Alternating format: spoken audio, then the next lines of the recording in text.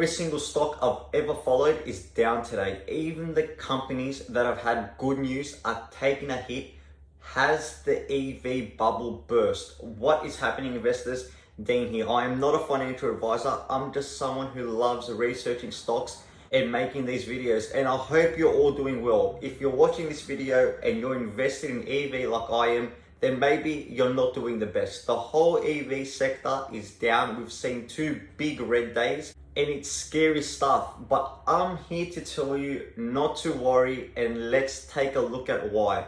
The first factor that is bearing heavy on the EV sector is Nikola Motors. Once again, this joke of a company is giving EV a bad reputation.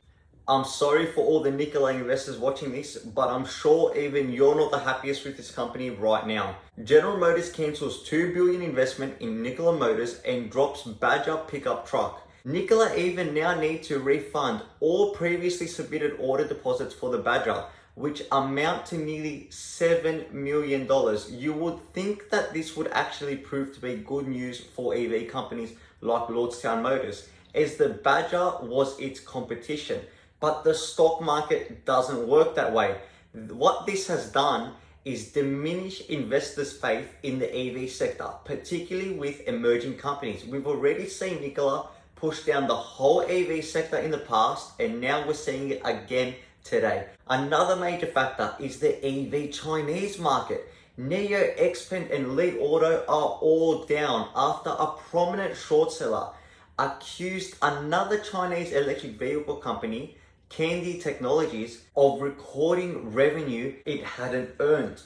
Now, these are really serious accusations. Heinberg Research, the short-selling firm, the same one that ripped into Nikola in September, put out a report on Kandi Motors on Monday morning. In short, the report alleged that Kandi greatly exaggerated its sales over the last year by recording revenue from sales that were actually transfers to affiliated companies. Given that Kandi recently raised $100 million from US investors who were relying on those revenue numbers, the allegations could have serious consequences if proven.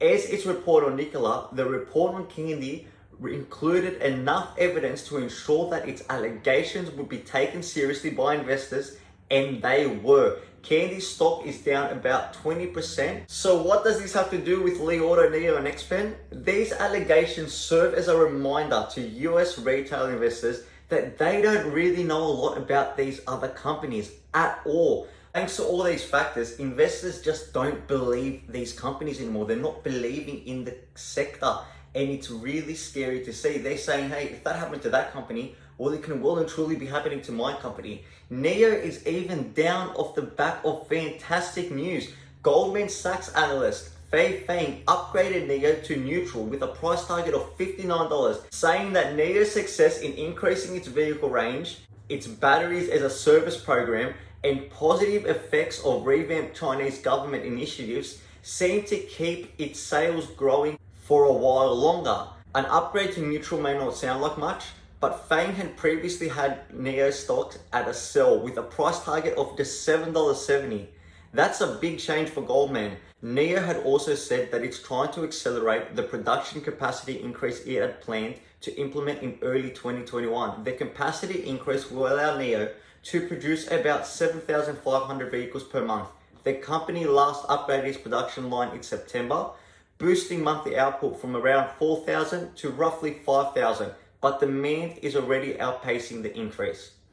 A lot of the reason why these companies are running up is based on hype and retail investors buying into companies, and I feel that a lot of these newer investors have not done proper research before investing, and for that reason, they are easily scared off and sell their stocks. As they sell off, it causes other investors to sell off. Stop losses are triggering, causing even more of a sell-off. It's a domino effect that is hitting the whole market in EV. This uncertainty, tied up with some people expecting an EV bubble, has all played a big role in the EV sector being down in the past 2 days.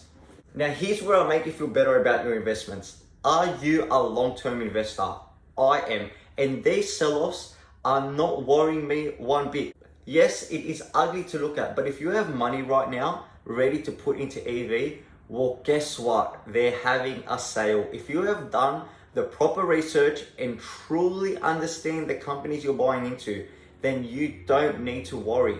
I've spoken about a lot of EV stocks on this channel. Some I'm invested in, some are not. Other stocks I haven't even spoken about at all.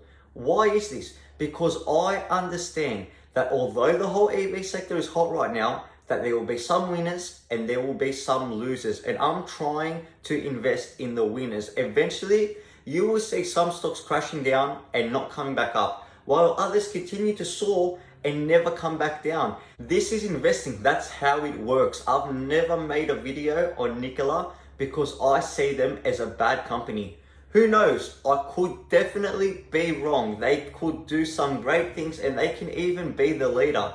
That's entirely possible. In that case, I'll just have to move on knowing I've missed out. But in my opinion, there is no point in over diversifying. If I buy into every EV company, then the wins will be balanced out by the losses. I'm looking for just 3, maybe 4 good companies I can buy in and hold long term. And hey, if they get bashed around a bit by moves in the whole sector, so be it. A few months ago, these companies went down to almost 50% and then climbed right back up. I don't like seeing it. I don't like waking up in the morning and seeing every company I'm invested in being red. But you can't expect only green days. If you believe in the companies, then you've done all the research. If you've put in money that you don't need for a long time and are planning to keep it there for a long time, then don't worry, it will be fine. Some will win, some will lose. It all comes down to a bit of luck, a lot of research, and the companies doing what you expected them to do. That wraps up this video for today. Thank you so much for watching. I know the videos on red days don't do as well as green days, but hey, if you could still smash that like button and subscribe, it helps me out a lot. Till next time, guys, have a good one.